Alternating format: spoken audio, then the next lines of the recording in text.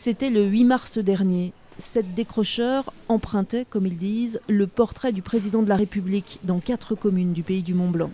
Une action non violente mais engagée pour le climat, disent-ils, dans une vallée de larves que l'on sait polluée depuis de nombreuses années. Toutes les voies traditionnelles plus ou moins étaient épuisées dans le sens où des marches, des pétitions, on voit que ça ne marche pas et pour nous il faut passer à la désobéissance civile non violente. Ouais. C'est un des bras de levier essentiels pour faire bouger les lignes à l'heure actuelle.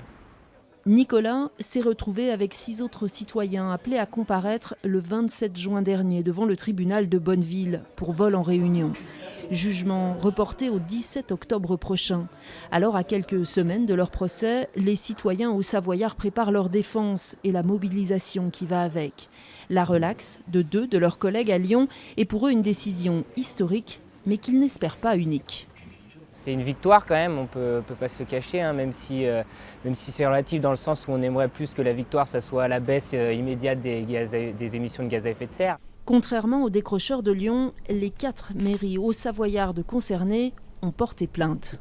Il y a quand même un gros souci de communication avec les mairies et nous on trouve ça dommage parce que nous on aimerait bien, nous on a des solutions et eux ils ont les moyens de les mettre en place, donc on aimerait pouvoir en parler avec eux.